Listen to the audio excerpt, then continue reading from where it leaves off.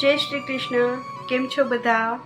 આજે વાત કરવી છે જેવા છો તેવા જ રહો એ ટોપિક ઉપર કે અત્યારે આ ટ્રેન્ડિંગવાળા સમયમાં, ટ્રેન્ડિંગવાળા જમાનામાં આપણે બધાને બહુ કોપી કરતા શીખી ગયા છીએ કે અત્યારે તો આ સોંગ ટ્રેન્ડમાં છે, ચલો એમાંથી કોપી કરીએ. અત્યારે આ વસ્તુ ટ્રેન્ડમાં છે. બધા ટ્રેન્ડ કોપી કરી અને આપણે આપણું વ્યક્તિત્વ તો ક્યાંક ભૂલી જ ગયા છીએ કે આપણે શું હતા. અત્યારે તો આમ જોઈએ તો કહીએ ને કે તમારું ફિંગરપ્રિન્ટ એ પણ યુનિક છે કે એ કોઈ સાથે મેચ ન થઈ શકે. તો પછી આપણે શું કામ યુનિક ન બની શકીએ? યુનિક બનો. તમારા ખુદમાં એટલી કાબિલિયત છે, તમે ખુદ તમારામાં શ્રેષ્ઠ છો, તો બીજાને કોપી કરી અને શું કામ આપણે આપણી લાઈફ પસાર કરવી? કેમ કે જો બીજાને આપણે કોપી કરી અને થોડા સમય પછી આપણે ખુદને જોશું ને તો આપણને આપણું અસ્તિત્વ જ નહીં દેખાય ક્યાંય. કેમ કે અત્યારે તો બધું શું ટ્રેન્ડ છે આ તે, પણ એ ટ્રેન્ડ પૂરો થઈ જશે પછી. કેમ કે ટ્રેન્ડ નવું હશે ત્યાં સુધી આપણને બહુ ગમશે કે ના આપણે પણ બધા જેવા સારા લાગીએ છીએ, આમ છે. પણ ટ્રેન્ડ એટલે તો થોડાક ટાઈમ માટેનું, વળી પાછું થોડા સમય પછી બીજો ટ્રેન્ડ આવી જશે. તો આપણે આપણું વર્તન એ રીતે શું કામ ન બનાવીએ કે આપણે જે છીએ એ જ થોડા ટાઈમ પછીનું આપણો જ ટ્રેન્ડ હશે કે આપણે જેવું હશે તેવું જ બધા સાથે વર્તન કરશું તો લાઈફ ટાઈમ આપણને આપણી જિંદગી જીવવી ગમશે. કેમ કે કોપી કરેલી વસ્તુ, કોપી કરેલી વાત એ તો આપણે ખુદ થોડો ટાઈમ જ આપણે આપણામાં ઉતારી શકશું. કેમ કે જે આપણું વ્યક્તિત્વ નથી, જે આપણી અંદર નથી, જે આપણો સ્વભાવ નથી, તો આપણે કેટલા સમય સુધી એ વસ્તુને આપણે ઓઢી રાખીશું?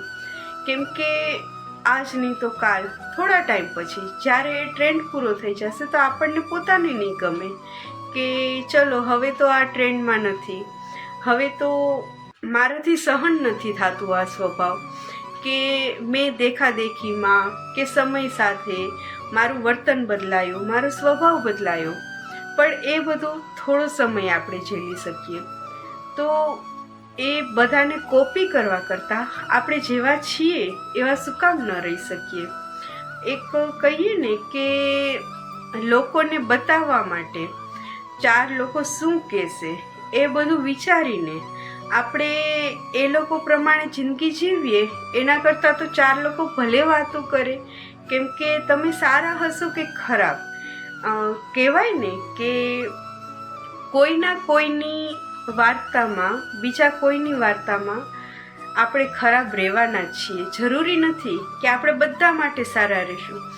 શ્રી કૃષ્ણ ભગવાન, ગાંધારી માતા માટે શ્રી કૃષ્ણ પણ ખોટા હતા કે તેમને આ યુદ્ધ રોકી શકત પણ ન રોક્યું.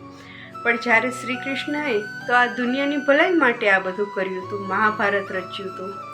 તો કહેવાય ને કે કોઈની નજરમાં આપણે ખરાબ રહેવાના છીએ, તો પછી આપણે આપણું વ્યક્તિત્વ ભૂલી અને શું કામ બીજા માટે જીવીએ?